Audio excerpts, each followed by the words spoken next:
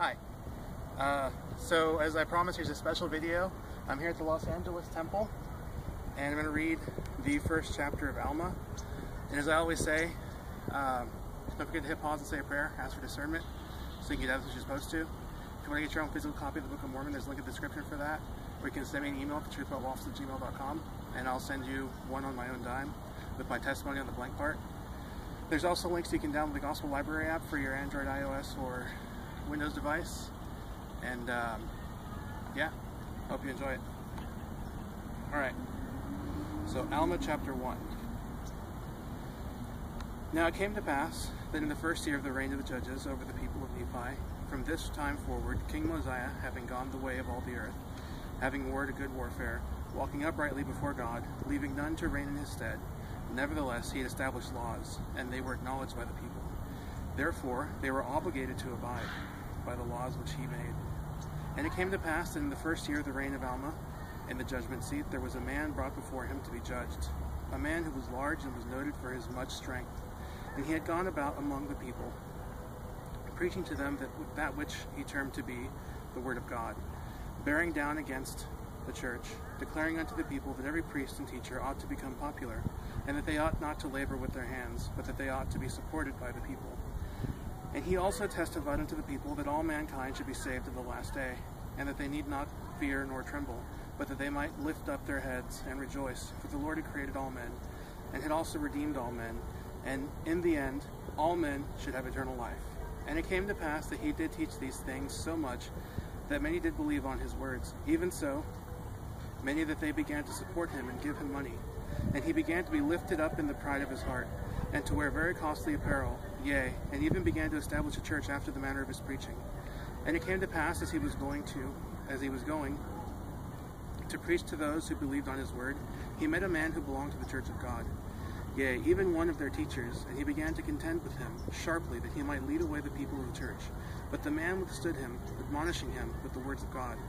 Now the name of the man was Gideon, and it was he who was an instrument in the hands of God, in delivering the people of Limhi out of bondage. Now because Gideon withstood him with the words of God, he was wroth with Gideon, and drew his sword and began to smite him. Now Gideon being stricken with many years, therefore he was not able to withstand his blows.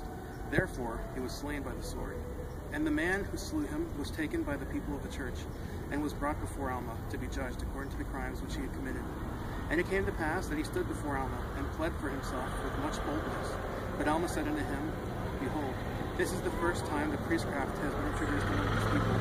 And behold, thou art not only guilty of priestcraft, but hast endeavored to enforce it by the sword. And were priestcraft to be enforced among this people, it would prove their entire destruction. And thou hast shed the blood of a righteous man, yea, a man who has done much good among this people. And were we to spare his blood, would come upon us for vengeance. Therefore, thou art condemned to die, according to the law which has been given us by Mosiah, our last king, and it has been acknowledged by this people. Therefore, this people must abide by the law.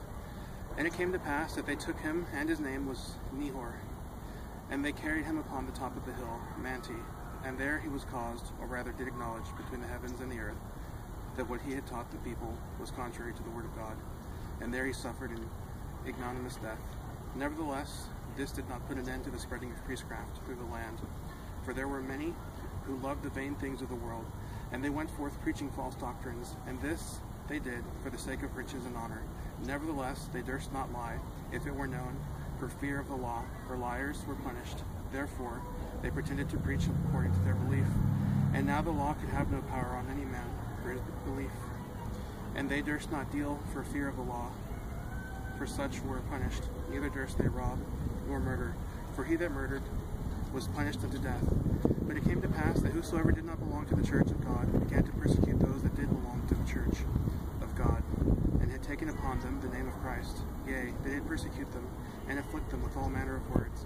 And this because of their humility, because they were not proud in their own eyes, and because they did impart the word of God, one with another, without money and without price. Now there was a strict law among the people of the church, that there should not any man belonging to the church arise and persecute those that he did not belong to the church, and that there should be no persecution among themselves.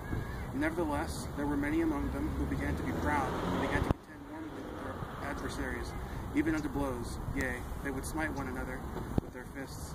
Now this was in the 2nd year of the reign of Alma, and it was a cause of much affliction to the church. Yea, it was the cause of much trial with the church. For the hearts of many were hardened, and their names were blotted out, that they were remembered no more among the people of God. And also many withdrew themselves from among them. Now this was a great trial to those that did stand fast in the faith. Nevertheless, they were steadfast and immovable in keeping the commandments of God. And they bore with patience the persecution which was heaped upon them. And when the priests left their labor to impart the word of God unto the people also left their labors to hear the word of God. And when the priests had imparted unto them the word of God, they all returned again diligently unto their labors. And the priest, not esteeming himself above his hearers, for the preacher was no better man than any better than the learner, and thus they were all equal, and they did all labor, every man according to his strength. And they did impart of their substance, every man according to that which he had, to the poor, and the needy, and the sick, and the afflicted, and they did not wear costly apparel. Yet they were neat and comely. And thus they did establish the affairs of the church, and thus they began to have continual peace again, notwithstanding all their persecutions. And now, because of the steadiness of the church, they began to be exceedingly rich, having abundance of all things whatsoever they stood in need, and abundance of flocks and herds, and fatlings of every kind, and also abundance of grain, and of gold, and of silver, and of precious things, and abundance of silk and fine twined linen, and all manner of good homely cloth. And thus, in their prosperous circumstances, they did not send away any who were naked, or that were hungry, or that were athirst, or that were sick, or that had not been nourished. And they did not set their hearts upon riches. Therefore they were liberal to all, both old and young, both bond and free, both male and female, whether out of the church or in the church, having no respect to persons as to those who stood in need. And thus they did prosper, and become far more wealthy than those who did not belong to their church. For those who did not belong to their church did indulge themselves in sorceries, and in idolatry and idleness, and in babblings, and in envyings and strife, wearing costly apparel, being lifted up in the pride of their own eyes, persecuting, lying, thieving, robbing, committing whoredoms, and murdering, and all manner of wickedness.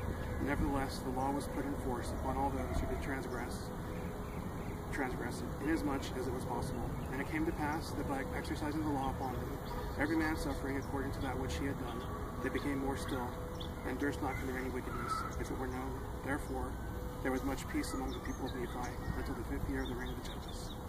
All right, and that's it. Thanks. Yeah.